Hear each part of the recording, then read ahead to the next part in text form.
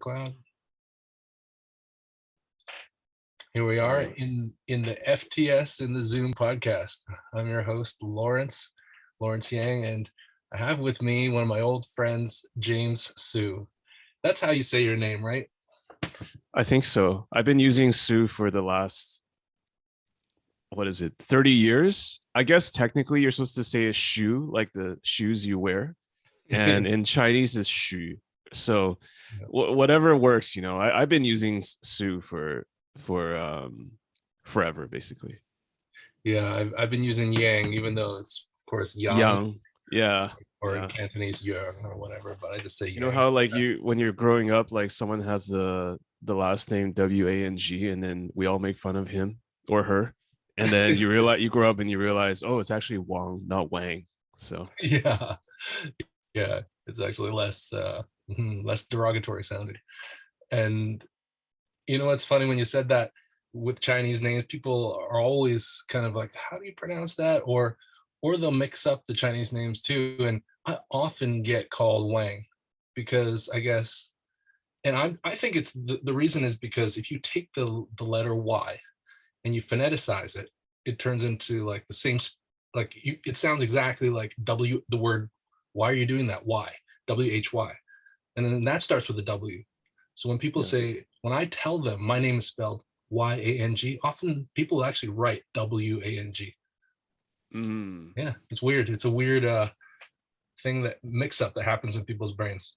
You do correct them, right? Or I hope you don't just let it slide. I do. I correct them just because it's often for something relatively important, like a points card at the thrift store or something. So Yeah, yeah. well, you want the points to go to the right place. Well, how many times has someone gotten your first name wrong? Other than that to Starbucks. Yeah, I get a lot of U's, like Lawrence in the way I spell is spelled with a W, as you can see on screen. But I get a lot of LAU's, probably because there's a lot of people who speak French or francophones or who are Canadian. But I don't get that many other errors in my name, aside from maybe my mom. My mom calls me Lauren, so Okay. yeah. That's Even though my name's Lawrence, I guess yeah, the S sound is a little. Maybe an S sound is not as common in Chinese, I'm guessing. My yeah, mom grew up in Hong Kong. yeah. Uh, it got so bad at one point where I had a tutor that would come to my house, and my mom introduced me as Lauren, and so this tutor would call me Lauren every time I was having my lessons. And Yeah. one time I had a play date with Brian Yang, who's our mutual friend, and he was over, and then he noticed that I was being called Lauren.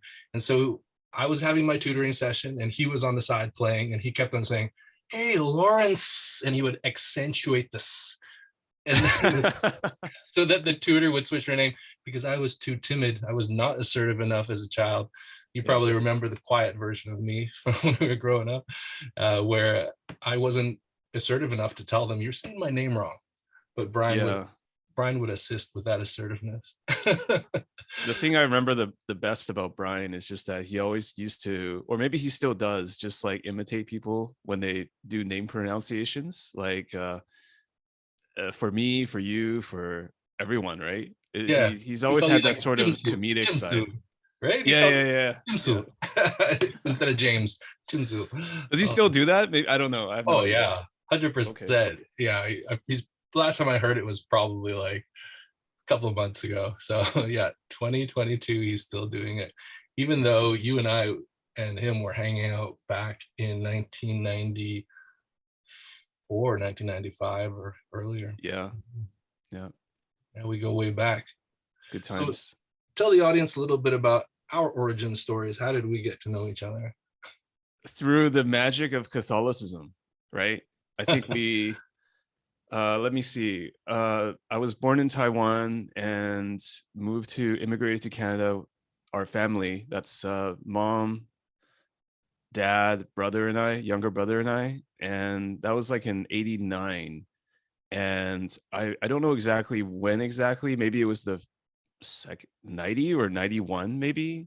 We started going to the same church, right? My family got into that, or I think my mom drove a lot of that.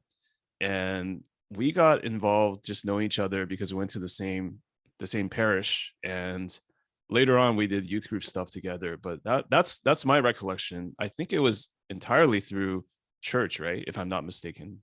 Yeah, I think you're right. It was a church in Burnaby, St. Teresa's Parish. That's where I first remember meeting you and your mom. Yes. Yeah. And I think that I always found it a little bit strange how, Catholicism in parts of Asia and China specifically is kind of like religions are mostly suppressed. But then my mother grew up, she went to a Catholic high school in Hong Kong, and that Catholicism stuck with her hard. And she was the Yeah. reason, she was the driving force that brought me to that youth group in Burnaby too, where there was a Chinese mass going on in Mandarin, in an interesting accented Mandarin that all drew us there together. Um, Yes. you were But saying, yeah, if I remember correctly, like you you guys were not living in Burnaby, right? Like it was kind of a trek for you to actually go to the suburb of Burnaby where our church was. absolutely. So Brian and I, we would carpool often, and Brian and I, we were in Delta and Surrey. Well, actually, at the time, Brian was also in Surrey. Oh, anyways, Surrey or Delta, South Surrey, Delta, and we would carpool to go to church together often, and our families would often come too. Yeah, so we would drive into Burnaby at least 20, 25 minutes often to get there, just because that was where I guess our parents had community there. They felt that they could speak their own language or a language that they enjoyed, and then have the fellowship after with the food. And then we were involved in the youth group, you, me, and Brian, and a bunch of other people. That's right. Yeah. And from that youth group, it just came to mind, we had that really interesting and tragic occurrence of um, we had the twin sisters, and one of them recently was caught, you know, I believe she's believed to have been a part of the death of her sister. Yeah. Yeah, tragically. And I think they found the one sister with the other sister in a park where the body was being either burned or disposed of at that time. Yeah, Wow, that's wild. That's that wild. was wild. I don't think I've gotten to speak to you about this at all, but man, yeah, that blew my mind. But Yeah. the human It mind is a scary place sometimes, right? it's crazy. They were probably the two most quiet people, right? Because Yeah. I mean, I'll be honest, when I was like in that youth group, or at least early on, I think my brother and I were just fighting all the time. So I wasn't really like so involved in everything. Like we were just chasing each other around. My brother and I, we used to fight all the time. Um, and then, but I remember like, so I think I was probably one of the more quiet ones, but they were definitely quiet as well. So yeah, I mean, it's really tragic what happened, but you also don't really know in the what 20 or 30 years since we first met as a group, like what actually happened, right? I mean, I'm not saying that anyone is justified in doing something literally homicidal like that. I mean, it's really tragic, but it just makes you wonder like what actually happened, right? Because there's probably a lot behind the scenes that nobody knows about, right? Yeah, we often assume that the people that we hang out with when we're young, when we share the same space and time, that we share the same outlook on life and in the world, and that's of course a really gross over assumption. And I there's definitely trauma there, right? In order to have that relationship where you actually murder a sibling. And I have a lot of compassion for anybody, even people who have killed people, because it comes from pain. I really believe that heinous acts arise from an inability to tolerate the existence that they're having, and people are just doing whatever they can to get to change their consciousness. And unfortunately, other people are harmed in these moments of poor judgment or lack of judgment or inability to control their environment. Yeah, really tragic. Yeah. And speaking of tragedies from that group, I remember there was an older youth group member of who used to be one of our musical leaders, and unfortunately, he also committed suicide, but or Yeah. he ended his own life Mhm. probably like 20 years prior to that. Yeah. Yeah, Yeah, I do remember this. Yeah. So yeah, there's quite a bit of tragedy. I know that one probably stemmed from some mental health challenges as well, and some really unfortunate events and accidents in their lives.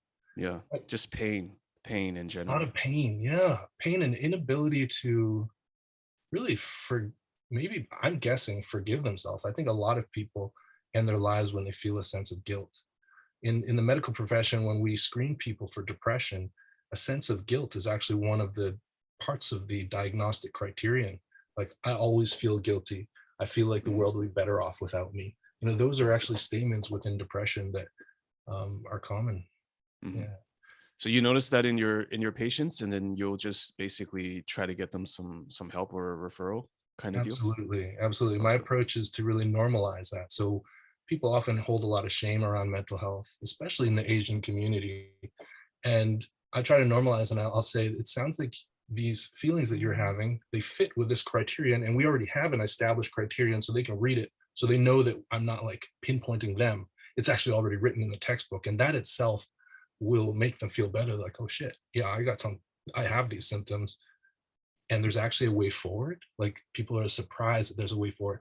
And often it is about reframing their thoughts. Cognitive behavioral therapy is one of our mainstay types of therapy, but there's all many other types of therapy.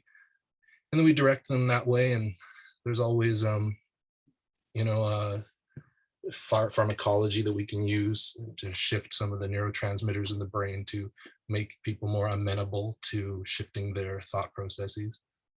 But most of the time, it's about having community, normalizing, accepting, and then choosing new thoughts. Right? Our thoughts become our beliefs, and then our beliefs shape our actions and our behaviors. And people often gain a lot of energy from good life success, but they can't really get there until their thoughts are in order. Yeah.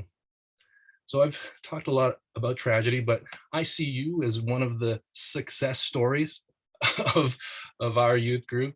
You're shaking your head because you're being humble, but man, Far from it, my friend. Far from it. you're an entrepreneur. You're a globe trotter. I've seen you, like, before the pandemic, at least, flying from the States back to China to Canada. You're doing business stuff, interesting ventures. What are some of your uh, business ventures right now? Yeah, I mean, first of all, you're far too kind. I don't see myself that way, but I mean, we can get into this too, because I think we all have our own insecurities and anxieties. It's human nature to have that, right? But as far as your question is concerned, yeah, I mean, I've been doing the startup entrepreneurial thing for a while. It's been, I think this is year 4. Yeah, it's year 4. Basically, what our startup is working on is a live streaming e-commerce platform, and it's basically a custom version of Twitch or a custom version of Zoom, depending on how you define things. 'Cause I see Zoom here as being a form of live streaming, right? Like, especially when you do a Zoom webinar, like you're sharing your screen, you have an audience, you're broadcasting.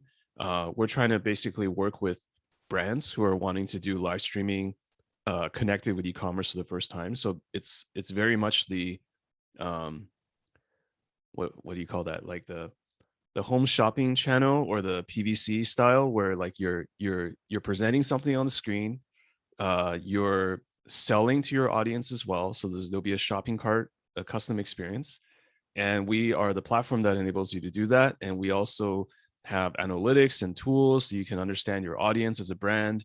And that's sort of the high level stuff, right? Like, we're just basically, we built some technology that we think is cool and that can help brands have better engagement or engage better with their audiences. So it's like a B2B to C to their consumers type of play. I see. And if people want to learn more about your business, or um, collaboration opportunities, or become clients, how might they do that? What's the web presence they can look for? Yeah, I mean, they can contact me. So I don't know, I can share my contact details. Yes, please do. And we also have a website because our company is called Stream Sage. So our website is streamsage.io. It's kind of an interesting domain name because .com was taken. So streamstage.io, or email me james@streamstage.io. That either way works. StreamSage is a fantastic name. It's so easy to remember. .io is familiar to me because I tried to get into crypto and I used gate.io as one of my exchanges. Oh, right on. Right So the on. so the IO domain is not unfamiliar to me. Does IO stand for anything? I think it's just input output. It's just like a very computer science Mhm. programming type of concept. I mean, maybe it stands for something else, but I only know it as input output. One of it I love the idea, the premise of your business. It sounds like a niche that has not yet been capitalized on. And yeah, it's exciting. Stream Sage. I know it's been in development, like you said, like 4 years. I remember the early stages of it. I remember seeing some proofs of concept with some type of board game that was, maybe it was a Magic game that was streamed live at one point. Yeah, yeah. So basically, my co-founder and I, we started another company actually before StreamStage, which was 4 years ago. We still have something called Cardboard Live, and that was focused on games, and games like Magic the Gathering, which I'm really into. So basically, a year ago, we started a second entity, which is StreamStage, because we wanted to focus on more a different type of content.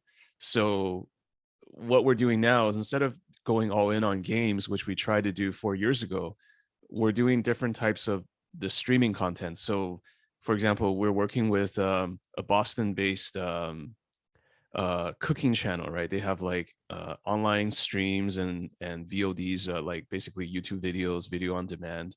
They have recipe books. They have a e-commerce store, so we're helping them get into live streaming and e-commerce for the first time. We're also working with different types of customers, different categories like live concerts. So imagine, you're broadcasting a live music show, and you could actually get the audience to interact with you and buy your merchandise, your t-shirts while you stream. We're also doing things around online education. So we're basically just broadening things a little bit, so it's not just the game stuff as we started with 4 years ago, and just going into more, I guess, diversified domains. That's cool. So you're tapping into multiple different um, types clientele. And it's so fitting, I think, for the pandemic to be able to have that, because where most of us are cons- consuming, yeah, streaming media all the time, and so now you're making that streaming media opportunity potentially more valuable for a lot of different clients. That sounds really cool. Yeah, Um, thank you. That's the hope anyway. I Yes. can, when you're speaking of that, like the one of the things that I've experienced that I can kind of link it to is like when you're watching shows on Amazon Prime and they have that X-ray feature where they have a whole bunch of overlays and you could like click here and you can learn about the different actors or trivia and stuff like that. I Yeah. like that stuff. I enjoy that, and I think it feeds well into our ADHD brains. Uh, Yeah. so It is that's actually just one more quick thing about this, because I know I don't want to be spending all my time talking about it, but all good. it's interesting because this is one of the areas of the live streaming and e-commerce where China is actually leading the world in normalizing it. So I would say that in the West, North America, Europe, it's still not as ingrained. Whereas in China, it's just everywhere. Like you could be just buying something on a Chinese platform. Almost every item is being live streamed. Like even when you're buying, I don't know, like a vacuum cleaner or a T-shirt. Like there's usually the channels have, or the retailers have, somebody just themselves, even just broadcasting and then building up some hype around the thing. So it really is like a home shopping channel kind of thing for everything. Whereas I think in the West, it's only now that you've got companies like Amazon and of course YouTube Live and Live Scale. You got a lot of players who are trying to get into that for the first time. So that's kind of why we think that with our startup, like it's a good time to do it, because I think now is a good time. I would say that maybe even a year or 2 years ago, it was a bit early for the West to do it. But now that with COVID and a lot of things happening, it just seems like brands are more willing to get into this kind of thing. So That's awesome. Yeah. So streamsage.io. I hope I yeah, I hope that you get international international clientele from this podcast. I was joking. No, I'm not. It's fine. It's just I just really wanted to chat with you. So it's Yeah, yeah. that's why I said that's why I said it's probably one of the last things I'll say about it, because it's still sort of uh unnatural for me to overly talk about what I do. So but you asked, so yeah. I am curious about it. I love technology. I think it's exciting. It's like the concept of the metaverse, etc., is very interesting. Um, I noticed that in these past few years, you've been doing a lot of like schooling for yourself as well. It's like you've continuously done different certificates and training going on. What are some of the more recent trainings that you've completed?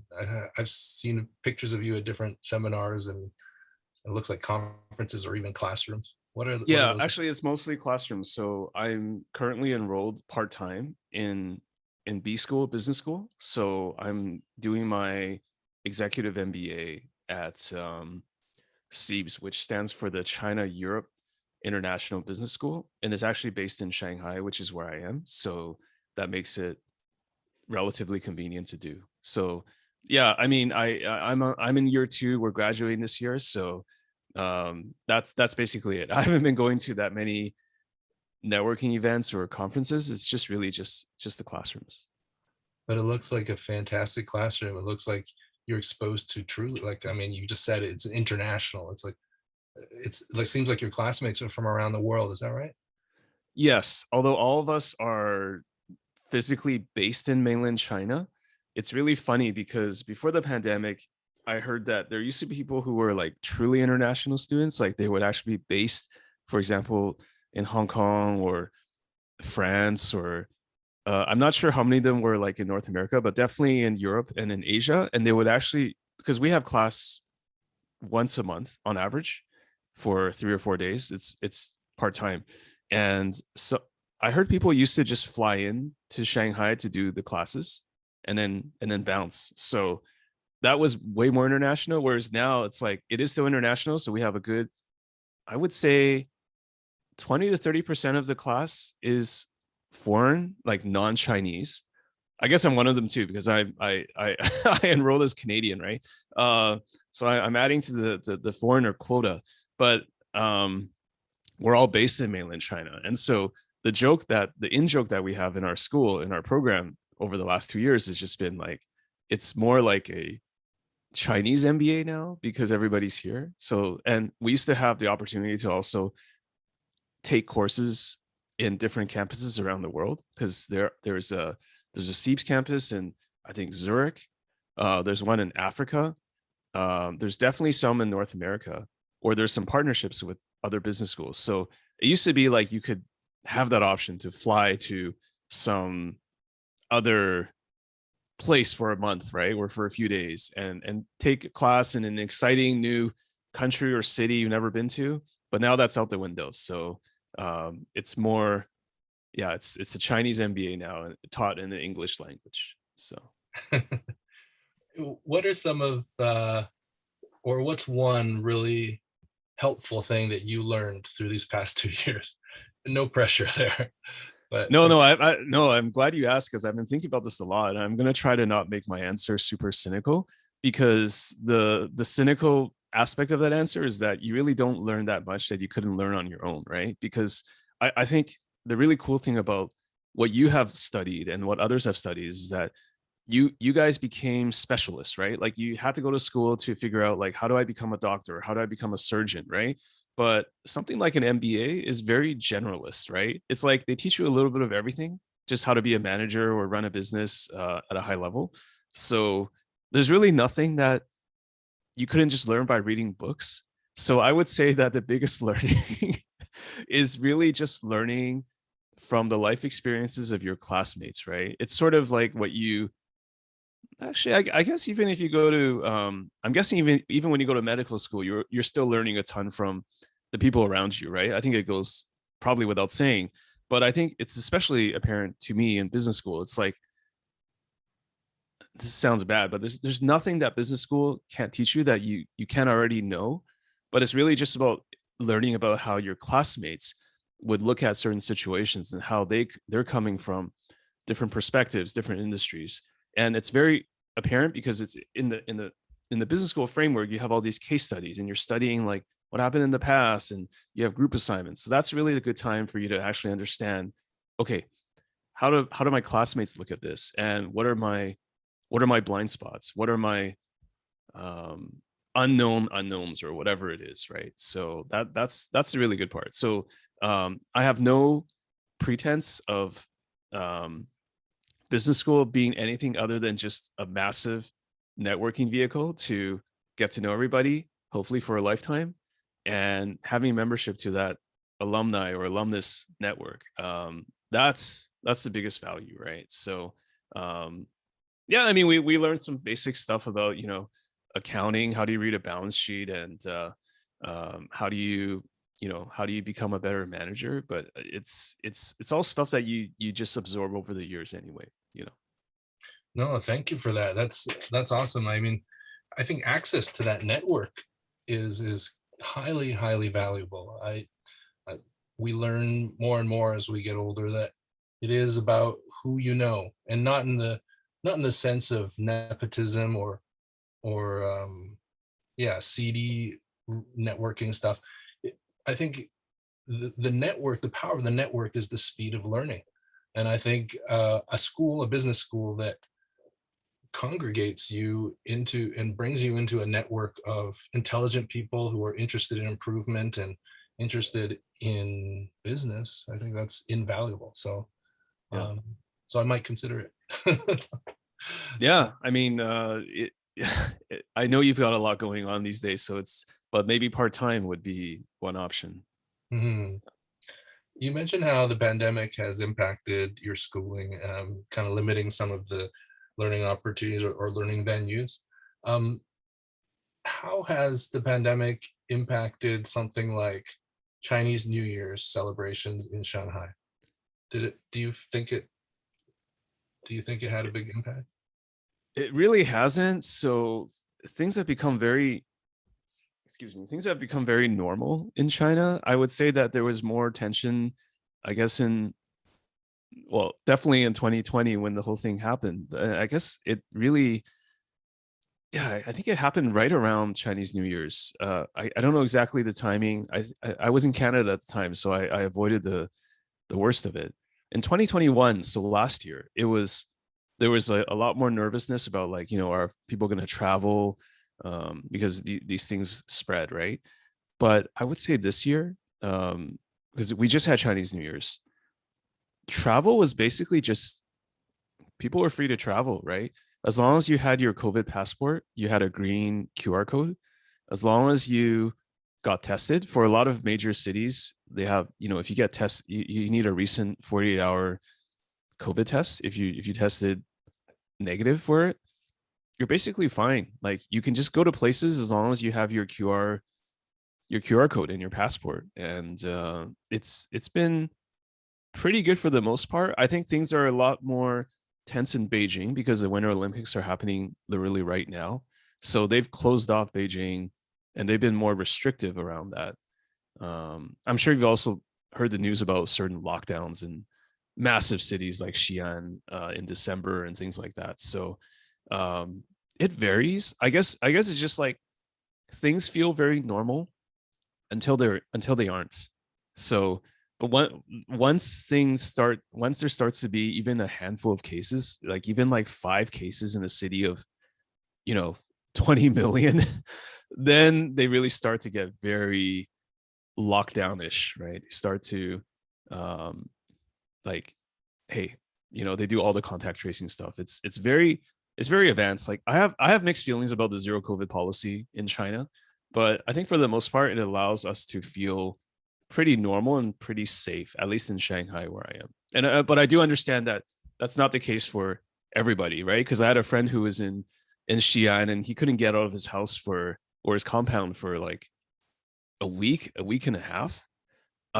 So he has a very different experience than I have had. I've not had that direct experience. So I would say for me in Shanghai, it's been pretty good, but it's not, that's not it really depends on where things are heating up as far as cases are. Thank you. Yeah, we have all we see in Canada is the media, and we many of us have seen, like on TikTok, there's been videos of like Chinese authorities like pushing some poor fellow into some some like portable housing unit where they Yeah. are forced to quarantine, and the guy's screaming and shouting. But that's super rare, right? I'm sure it does happen. I'm not gonna say that was a fake video. Like, I mean, there's no. It's difficult to talk about this topic because it's very difficult for me not to just internalize it as like James is some sort of China apologist, because like the problem with me is just that um I overthink a lot of things, as you probably know. And I always try to see more than one side to something, but then it also makes me, it's challenging sometimes, because then you're thinking like, am I being too God, what's the phrase, like Too what fair. aboutism? Or it's like, it's like You're trying to see from all angles, and there's no way to reduce the reality to one statement, kind of thing, right? exactly, right? So what I'm saying is that your reality, or someone's reality where they saw the terrible thing that the guy went through, is probably true, and then my reality where I didn't go through that terrible thing is also true to me. And so it's very hard to just have a black and white view of like China is X, or um and really, like, a lot of these things are also based on local governments. There's regional governments in China, and different provinces treat things differently. It's complicated by the fact that there's uh, a big power succession year this year in China, and it's Xi Jinping's third term, consecutive term. Um, you know, Things need to be very stable. So I think COVID has just made everybody understand that, like, everything has become politicized. So it's just like there's no escaping that. And I certainly feel now, compared to a few years ago where I didn't feel like I was political at all. I just feel like, you know, what's the old saying? Like, being apolitical is a political stance, right? So it's just how the world works, right? Maybe it's just my growing cynicism, but I mean, man, I rambled a lot already, but I always have to stop myself when I go on these tangents, and it's just like it's very hard for me to generalize, but I can do my best. You still gotta have a point of view, but at the end of the day, right? No, I'm picking up where you're putting down. You're speaking to how challenging it is to reduce the narrative in a massive country with a population of what is it? What's China's population, like 1.5 billion? I don't know, Yeah, I something think like that. that's around the number. Yeah, Yes. and we're trying to get one narrative of something from one video. It's just not fair to Yeah. the whole country to do so. But yeah, there's so much rhetoric around what's going on in China. I'm Uh, I'm really um I'm really interested in Canada too, because I've not been back to Canada in 2 years, and I've been seeing a lot of stuff in the news. And obviously, grain of salt, this is the media and the news. I've been hearing a lot about the trucker convoy, and the protests, and the counter protests, and the bikers blocking the trucks, and like whether they're actually a legitimate organization or they're just a bunch of neo Nazis. Like, what's your take on that? yeah, well, not being firsthand and getting all my information through the filter of social media. That's my information. But it seems like the majority of people, 99, 95% of people are having fair lives. They're just going about their business, they're working from home, doing Zoom. But then there are like 1% of people who are really upset. They've had a lot of stress throughout this pandemic, and they found an outlet in and community in protesting and joining in something anti-establishment, and joining these convoys. Um, and I don't think that there's a huge organization behind it. I think it's probably a bunch of closed Facebook groups and a bunch of WhatsApp groups powering it. And of course, there are people who with some distasteful views, horrible, like people, I think those Nazi flags things were real, and that's really unfortunate. Um, Yeah. but I think they are the minority. I believe there's a lot of good people in that convoy too, but then you get Mhm. all lumped together with the people who are doing horrible things. And it's All right. just, Well, here's my cancellation moment, right? So if anybody's hearing this right now, they're probably going to take my words and just be like, let's cancel James. Not cancel Lawrence because it's just me talking, right? Um, okay. uh, preface, right? I don't have the full understanding of it, and maybe I'm a little bit too naive, but I'm trying to think of this in the sense of good apples and bad apples. So let's say that you work for a company, corporation corporation X or whatever, right? And you're all working in this company. You and I are working for this company, right? We're working there because we mostly believe in what they're doing. And one day, like a colleague of ours is known to have these hateful beliefs, right? Um, does that mean we are also hateful by association? That's the thing, right? I think there's a difference between doubling down and saying like, yeah, I know this happened, but I still stand by this person, my colleague. But there's also another reality, which is just um like we work at the same company, it doesn't make us the same, right? And I may not condone that person's beliefs. So I don't know. That's just how I think about it. I mean, I'm hoping that most Canadians are still somewhat reasonable. And then, like you said, maybe 1% of all Canadians are just really angry and upset and or just trying to figure things out, right? yeah, I think that's really what it is. There, you're right. We all have a choice at the end of the day. When we're part of a group, when some bad apples are behaving in really disgusting ways, that are are the benefits that we have of being part of this in group enough to keep us in this in group, or does the really loud actions of the noisy, un, distasteful people make us want to leave that in group? It's a tough thing, and this is the room for nuance that we need, uh, before we lay judgment on people and before we start canceling everybody. Um, but Yeah. Don't you but feel that, cynical though? Because like nuance doesn't work now. It's just like I know. I guess there's some obvious examples we can go into, but it doesn't seem to work. Like I tried it over the last uh 2 years. I don't know how deep you want to get into it, but I tried to run my own experiments on like whether civil discourse could work on the internet. And my ultimate conclusion is that no, it doesn't work. So just don't say anything. Where is it? What are the forums that you attempt to run your Okay. experiments? So it's funny. It's very meta because I think I might, I love to share this with actually the group, right? So I started a Facebook group, not Facebook group, but Facebook chat group 2 years ago, thinking that I would invite, 10, 15 of my friends, closest friends, whom I really think they're very smart, just intelligent, just high IQ, right? Men and women, there's a diversity there. There's some Caucasian, some Asian, like different ethnicities as well. And I just said, let's just try to use this group to talk about anything, right? But very quickly, I realized that it was not okay to talk about anything. It was not like there myself included, like there'll just be certain topics where you can probably imagine like you just basically just default back to your views about whatever it is, and you just realize at the end of the day you can never convince somebody of anything on the internet, even people that whom you think it's not even that public, right? It's not even like we're doing this on somebody's Facebook feed or something, and nobody wants to double down or say I was wrong because they don't want to look stupid or back down, right? But even in a kind of private setting like that, it all turned to shit.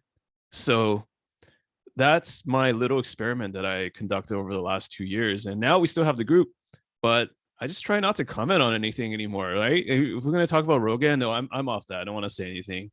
If you want to talk about, you know, anything with nuance, it's just like, no, it's not really worth it. I had private conversations with friends in that group, just one on one, and they're like, yeah, like there's no just forget it, because that's the thing about human nature, is like we all think that we're so special, that like it's going to be different this time. Like I, James Hsu, can like this, I don't know, circumvent the internet hate and the rabid mentality, and try to like make things better. And I even wrote out this Google Doc about like my ideology, so that when we were arguing, I would first like post the link and be like, yeah, this is why I argue this position. Try to do it like in a in a very geeky, nerdy way, but it didn't work. It didn't work. So my ultimate conclusion at the end of all this is just like, don't even try it. Don't even try. I think you're right. I think the best discourse, if you're really trying to change minds, it needs to be through relationship first. An in-person relationship ideal. If not in person, then long form discussions like this potentially. And you have to listen. The way to shift people's mind is through listening. And in asynchronous communications like chat groups or Facebook posts, the listening is very challenging. Like the methodology that I use, if you look at my Facebook, is I often paraphrase what somebody says in order to show that I've understood it. And you probably talk about this in business school sometimes, but you just show that No, I you're. wish we did, but you're doing Oh, it at a very advanced level. I can tell you're doing some 4D chess stuff with your Facebook, which is why I love it. well, yeah, it's about seeing, as you said, seeing the multiple angles of any situation and seeing the truth in what somebody is sharing, and then asking a question, and not telling someone how it is, because that will never be accepted. Their frame of reference is their frame of reference. If you want to shift the frame of reference, you have to spike the imagination. How do you spike the imagination? Through a question, through an open-ended question. So it's only through questioning where you can shift someone's perspective on things. And so that that's my approach. I validate and I ask questions. Can And I you can you give me a good example, a specific one of like something you did recently which actually managed to shift someone's perspective? Because I think you've been able to do it, but I would love to hear from your experience on that. I don't know if it's difficult to show without oh gosh. Well, I'm like thinking, should I be screen sharing here? Should I screen share? But that would be too weird. So I'm not going to screen share. But the recent post about, that I shared on Facebook was Snowden's post about Joe Rogan. It said the people who want to cancel Joe Rogan the most are those who've never listened to Joe Rogan. Um, and the reason I shared that is because I thought it was true. There was a lot of like anti Joe Rogan sentiment, and I know Joe Rogan through meeting him a few times in person and also listening to many of his podcasts, that Yep. he's a genuinely curious guy, and he's generally kind to people that he speaks with on his thing, and he's open to He's just hearing. a curious dude, right? I don't think you can fake that. Yeah, you can't fake that. It's obvious. Anybody who listens to like 2 or 3 of his episodes, and that's a long listen. That's like 9 hours. But if you listen to You like gotta break it up into chunks. Yeah. maybe 30-minute sessions with different guests, you're gonna see, wow, this guy's just asking questions. He's just curious.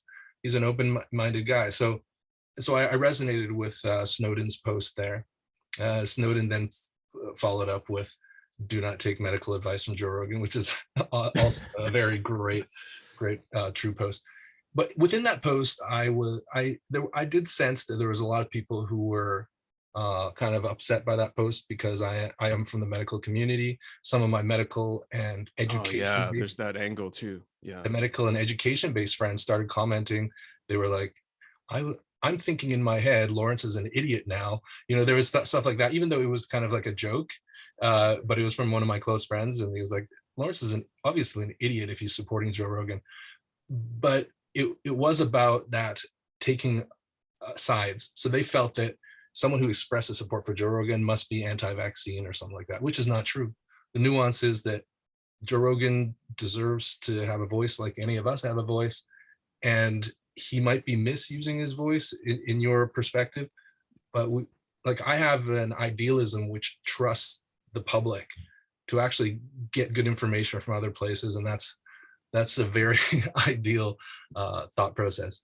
But within that chat, if you go through the chat or the comments within that post, there were some people who came really hard, and then later on seemed to be more open to the idea that Joe Rogan might not be a horrible bad person. But it did take quite a few curated posts of mine of different conversations that Joe Rogan has had, and also validating their concerns around Joe Rogan not being a good source of medical information. And Yeah. I completely validated that. So they're trying to separate out the nuanced aspects of that argument of pro and con Joe Rogan. So you started to maybe change some of your friends' minds, or at least made them think about things Made differently. them think right? again. Yeah, make them think again.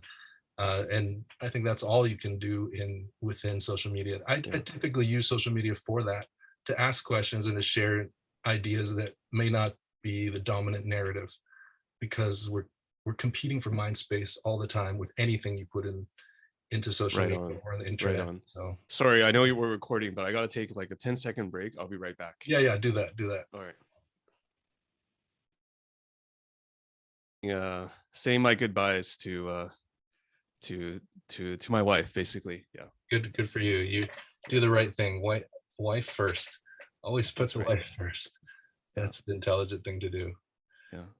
But yeah, I mean, the only people who you can shift when we're talking about shifting mindsets or perspectives on things, you need to have pre-existing relationships. Without pre-existing relationships, there's no trust. Without that medium of trust or that foundation of trust, you cannot shift anything. Yeah. So I've spent a lot of time building trust with a lot of people that I have on Facebook, and I think that is the only influence that I have. And So integrity. just to be congruent on that topic, right? Which is I know I'm reopening this, but Rogan, right? We just to be congruent with what we, or at least what I said, is like holding multiple points of view. I also see though the contrarian take on Rogan, or the take that says that he's doing something wrong, right? Because the reality is that he has the biggest podcast in the world, right? I don't think we can dispute that. And first of all, when you have the biggest, people are going to be looking at you. But second, maybe there's a sense, there's an additional responsibility he has just to be more careful around that stuff, because you could say that, yeah, I'm just inviting someone to come on my show and talk, but you had full control over who that person was. And like, with great power comes, or great influence comes great responsibility, right? So do you see that side as well? Because I mean, I just speaking for myself, I see that aspect of it as well. So I'm not sure how you feel about that. No, and actually, if you actually listen to some of his episodes, like, he always claims to have done quite a bit of research, or at least he has Jamie, the guy behind the scenes, always looking up things, right? So the fact that when his guests say something questionable and he doesn't immediately challenge them on it, I'm not saying that he has to immediately challenge them on it, but the fact that he claims to have done no homework or research on his guests just seems a little bit too convenient, right? At the end of the day, he's talking to people whom he's friends with, and he's interested in them. But I'm not sure that absolves you of the responsibility to have the facts or to have disclaimers. You know what I mean? yeah, I have to agree with you there. And I think Joe Rogan was facetiously taking the stance that I do my own scheduling for my show. I'm a one-man team. It's my I made a mistake and I'm going to improve it by being more fair with my scheduling and scheduling opposing views, guests with opposing views, right? Contemporarily, in a smaller time container. I don't know if, yeah. So I don't think I think he was being disingenuous with that. He was riding on the coattails of the fact that I'm a comedian. I like to make jokes. If you take me seriously, that's your fault. Like, he has that approach to it. I think he was taking that approach, but I think after his talks with Spotify and stuff like that, I think he's stepping now more into that formal corporate entity approach, where he has to be a responsible corporate citizen with how he is, and that means exactly what you're saying, that what the voices that he's amplifying are becoming his responsibility now. But yeah, he had not taken that into consideration earlier. I I've I for one, being a physician, I really hope that he would take on some voices like Dr. David Katz, who's a preventive medicine and health research specialist. There's Dr. Monica Gandhi, who does a lot of talks already on the news and stuff. She's a public health specialist and an HIV researcher. There's Dr. Vinay Prasad. He's a hematologist and an oncologist, and he's a great speaker. There's Dr. Amesh Adalja. He's an infectious disease specialist. Uh, Dr. Martin Kuldorf. He's an epidemiologist with also, and he also has a biostatistician. And I don't think we have enough people who understand epidemiology and statistics together. And that's really the knowledge you need when you're in a public health crisis. And understanding numbers and graphs is not the forte of the general public, nor of the average physician, unfortunately. Yeah. So having people like that speak up. Well, yeah, and also Dr. John Mandrula, he's a cardiologist who is also a really good communicator. I hope that Rogan puts some of these guys on to balance out real soon. And in his recent apology, he said he'll try to improve. Yeah. Yeah. I love it, man. You're just a pro. You've got all the names. I gotta do my own research now on these professionals whom you've mentioned. I want to learn more too. Yeah, I'll put them in. Or just have them on the major platforms like Rogan. Yeah, like you said, then the general public can more easily digest it. Perhaps people like me who are lazy. So yeah, one of the downfalls of our current health system is that most physicians have not trained to be communication specialists. They're trained to be clinical specialists, trained to be diagnosticians, trained to be therapeutics masters. But training in communication is not a forte of some of these really bright, intelligent people. But it seems that some of those who have had more time to train in communications might not have connection with the mainstream data. I got to ask you something though, because I know you're supposed to be asking me the questions, but I'm really curious about this. All right. So let's say that I'm trained as a programmer, right? I know how to write software code or code, and I'm trained. I went to school for that. You went to school for that. Let's pretend you went to school for that. And so we know how to code. But it just so happens that we have beliefs about the vaccine or about COVID, right? So I can see that being two completely different domains. So obviously we would have different points of view. But when you get trained as a physician or a medical professional, how is it that these viewpoints can still differ so much, despite what seems to be the fact that most people have been trained on the same fundamentals? Is it just because when you break it down to first principles, like you don't actually arrive at the same conclusion? Like there is still this subjectivity, or I'm trying to figure out, like, if you pull back the curtain, like, wouldn't medically trained professionals arrive at roughly similar conclusions? Obviously the answer is no, because we've seen this now.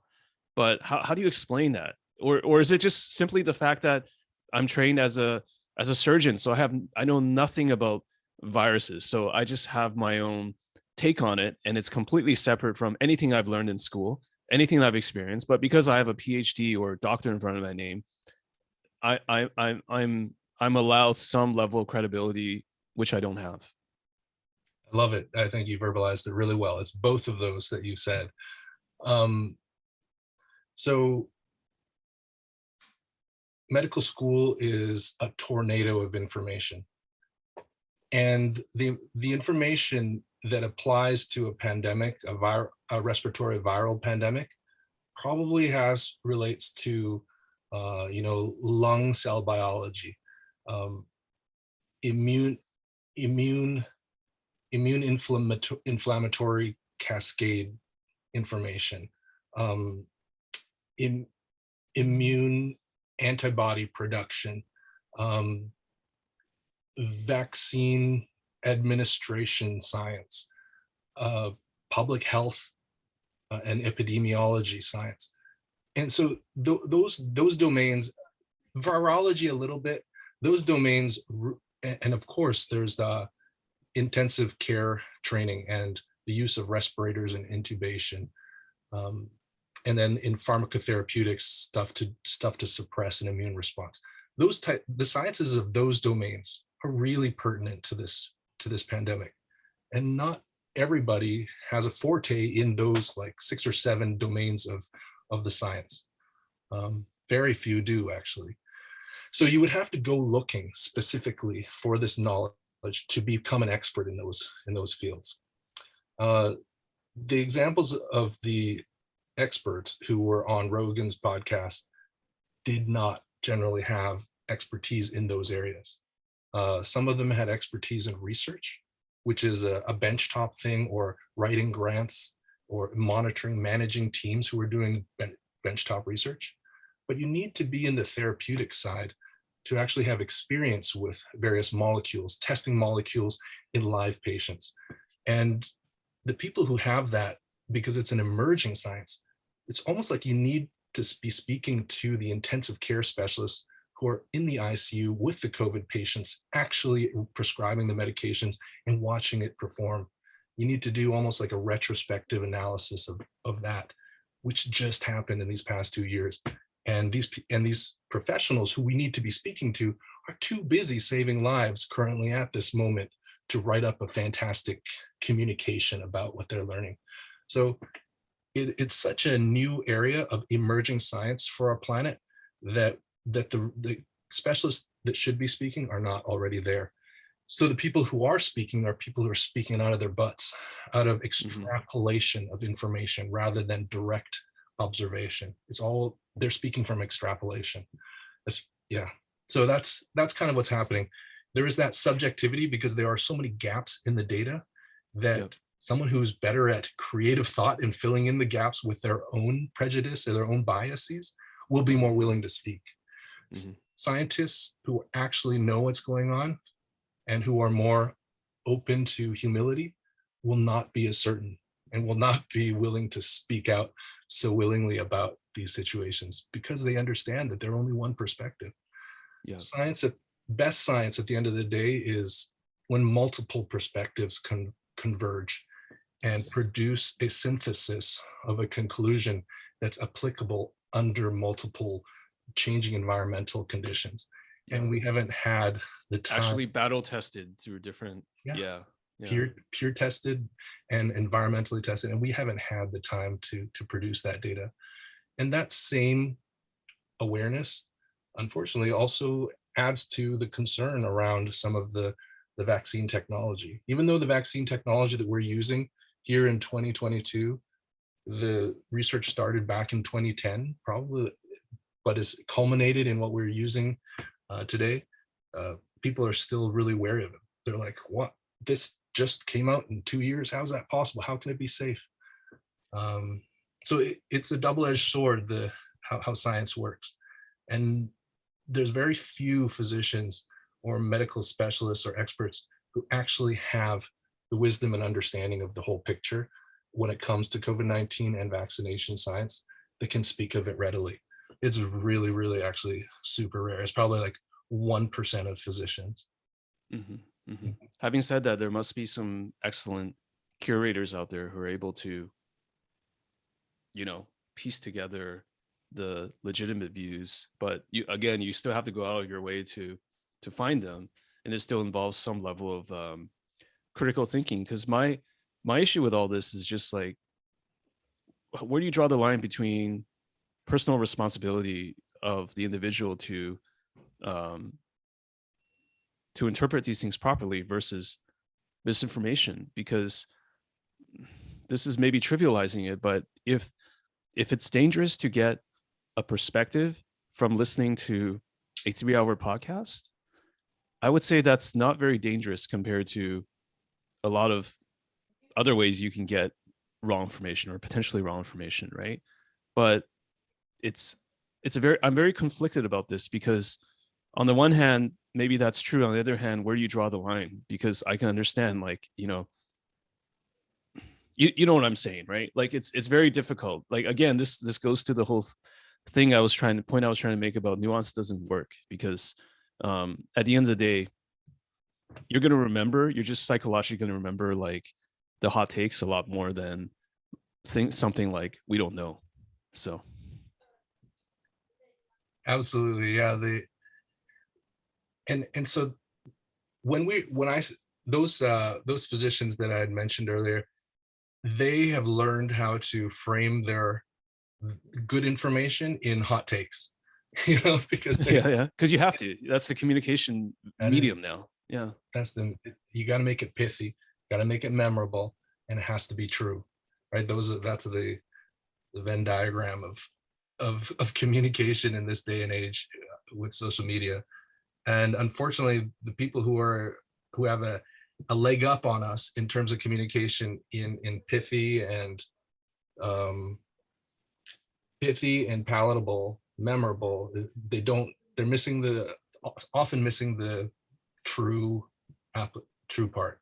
And because true and correct in science is actually really hard to get to, those who actually hold most of the information are reticent to actually offer it, because they have a humility that what I'm saying is not 100% true. It's probably 97%, but because of that missing 3%, I'm not going to speak it out.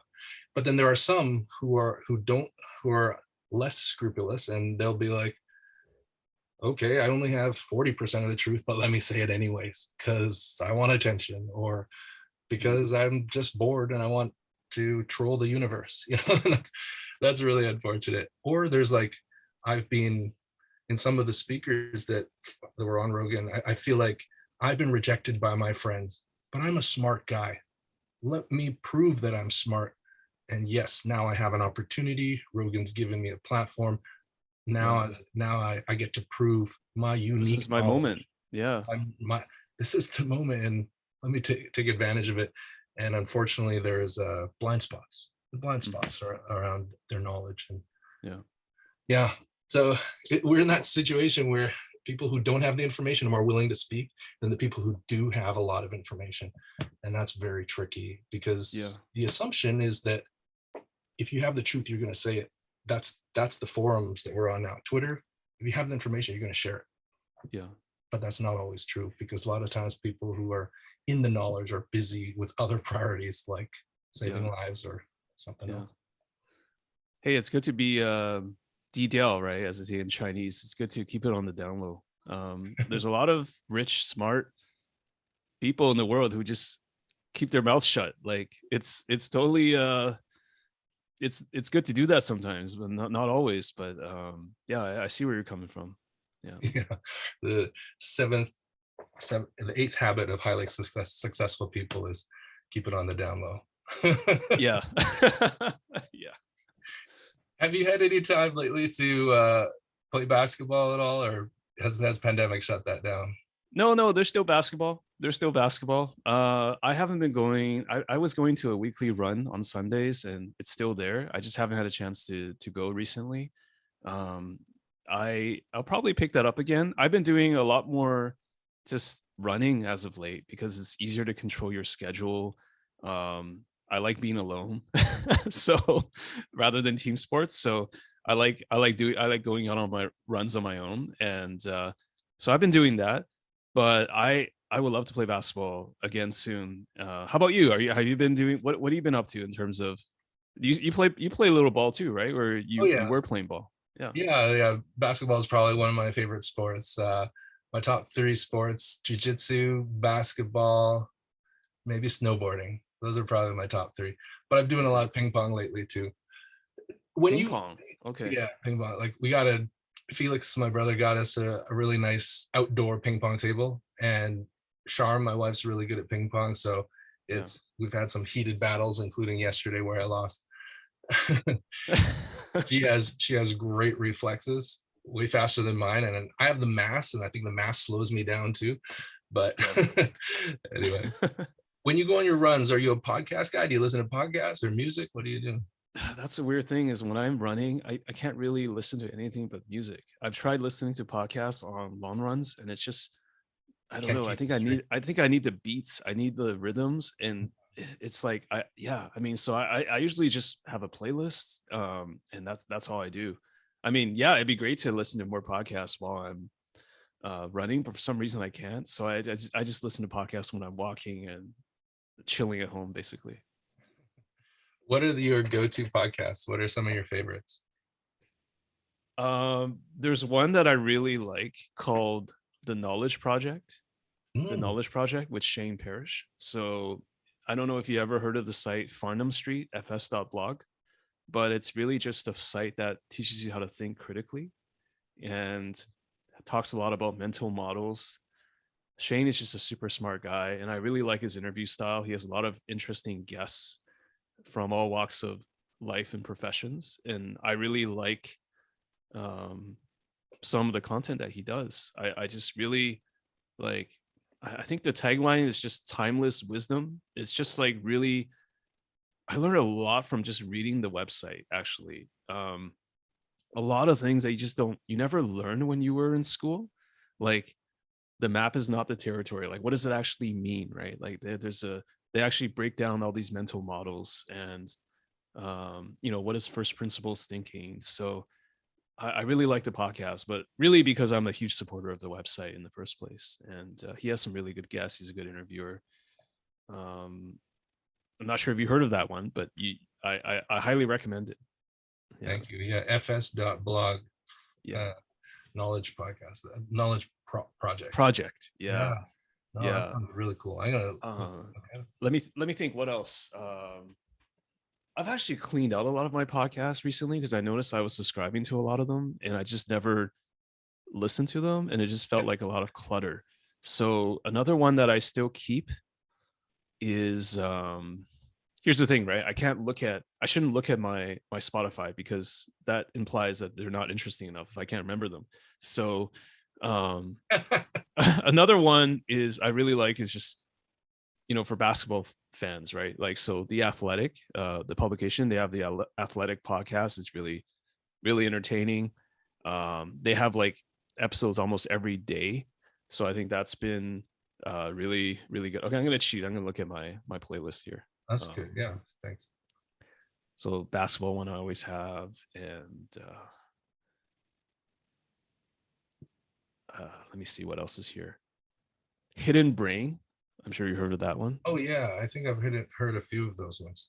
Yeah, it's I think it's from NPR. I'm not Yeah, sure. it is. Yeah, it's NPR. Yeah, Shankar Vedantam.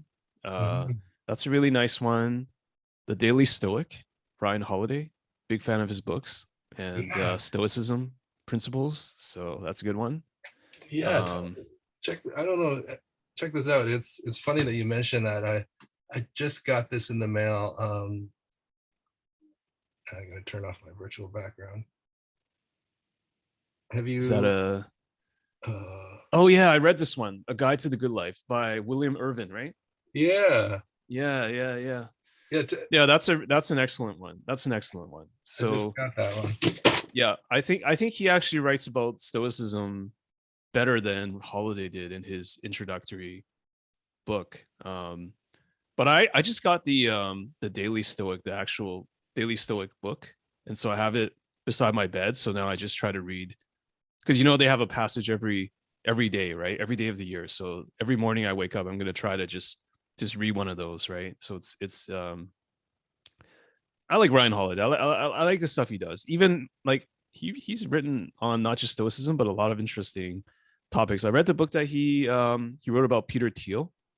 It's called Conspiracy, about Peter Thiel and how he took down Hulk Hogan in the Gawker incident, and it is a very compelling read. I mean, I'm not the biggest fan of Peter Thiel, but it's just like I like authors whom like they can just write about some random topic and just make it super interesting, even if you went into this book with zero knowledge or preconceptions about the subject matter. So I really like that stuff. Yeah, I think Ryan Holiday is a very good writer. Um, oh, that was a huge tangent. What else do I have here? Um, the Tim Ferriss show. Oh yeah. So I try to model my own podcast over after the Tim Ferriss show. I think his style has gotten a little bit. I've kind of outgrown it because his style is like very rote and very mechanical. Formulaic. It feels like he's just like a robot interviewing the guests, but it's it kind of works for him He's got because other things he is to do. kind of like a cyborg, you Yeah. know, So and it was really good when I started my podcast where it felt like it was nice to follow the Tim Ferriss method because it was really like training wheels, right? Like you just basically have the same questions you ask the guests. You have these basic things that you should watch out for, like don't use a lot of verbal fillers, don't do this and don't do that, and it's very nice simplified way to podcast. But I feel like once you do it a little bit more, you start going into more, you want it to become more conversational because you don't want to be a robot anymore, but it has a time and place. Yeah, what's your podcast called? How can people find it? it's called Humans of Magic, and you can find it on humansofmagic.com. You can also find it on Apple Podcasts, Spotify, SoundCloud. Yeah, those are the platforms. So it's basically like a conversational interview podcast I do with Magic players. But it's we usually don't talk about Magic at all. So I feel like the episodes can be enjoyed even if you don't play the game, because I think the most interesting interviews are the ones where we don't talk about Magic. We just talk about everything else, basically. You've so you're published in terms of like you're publishing podcasts. You've also published, is it 2 books now? 2 books, yes. I self-published 2 books. One of them is a book tie-in to the podcast. It's also called Humans of Magic. So it's basically I transcribed into text the best interviews from the first 3 years of me doing the show, and just because some people like reading rather than the transcripts. So that's one of the books I did, and I also wrote another book just about my experiences playing Magic the Gathering. Yeah, those are the 2 books I have. How many subscribers? I'm trying to figure out how many subscribers you have now for Humans of Magic. It's not obvious here. Not obvious and not a lot. I have to look at the latest numbers, but the pandemic has definitely slowed down the podcast traffic. I get less than half of the listeners I used to have before COVID. I'm not doing any additional marketing on top. I basically just tweet out episodes or it's there in the feed if you subscribe. And but honestly, it's okay because I'm not going for mass appeal. I think my podcast is very very niche, and I think the most important thing is like even for something like this, right? Like you have to just enjoy doing it yourself. Like you're not really, of course, you're doing it for an audience. You it can't be unlistenable, but if you at the end of the day, you have to just enjoy doing it yourself. And I'm not really motivated by some sort of financial rewards for doing a podcast or not, or even writing a book. So um you gotta scratch your own itch, right? It sounds cliched, but like you just got to do it because you enjoy it. You can't ascribe some sort of financial metric to everything. If someone wanted to buy either of the books that you've published, where would they find it? Amazon? Amazon, yeah. So you can actually find them both on Amazon.com and probably Amazon.ca. I think the only place you can't get them is in China, but if you're in North America, you can just find them on Amazon. I have both books in hard copy. You can get paperback. You can also get the Kindle version if you prefer that. Ah. And the people who should read your book, do they have to like love Magic the Gathering to enjoy it? I would say it helps, but especially for the Humans of Magic book, which is the second book, that my second book, Mhm. you don't really have to. If you just enjoy interviews with cool people, I'm not saying I'm a cool person, but my guests are certainly cool, and they're from all walks of life. And like I said, we talk about lots of things. Like I had one of my most popular interviews ever is in the book, and I interview a Magic professional player, but we basically just talked about his struggles with depression and how he dealt with it. Oh, I also had another interview with very well known Magic personality who is transgender, and we just talked about how she that her experience, basically her life experience. Mm. And just I talked to another person about, you know, the passing of his father, and so there's a lot of things in there that I think are quite universal themes, and they're not restricted to gaming. Like it's just I'm using Magic the Gathering as an excuse to talk to people, get people to hit the play button, but it doesn't have you don't really have to have that deep knowledge of Magic. If you just like learning about people, I think you'll enjoy that kind of stuff, you know. Hey, and I've really enjoyed our conversation, and I look up to you as one of the most well-read people I know, and one of the most prolific people I know. I love your emails and your updates. I might not always respond to them, but I love how you put yourself, you assign yourself tasks of writing, and you're productive that way, and you're inspiring in that way, and also your athletic pursuits and all that other stuff. Very impressive, James. Honored to be call you friend, and thanks for coming on the show today. It's an honor and a pleasure, Lawrence. I have great respect for you. So um I just thanks for giving me my soapbox today. I know I went pretty long on some of these topics, but I thank you so much. Thank you. I gotta stop the recording now. Yeah.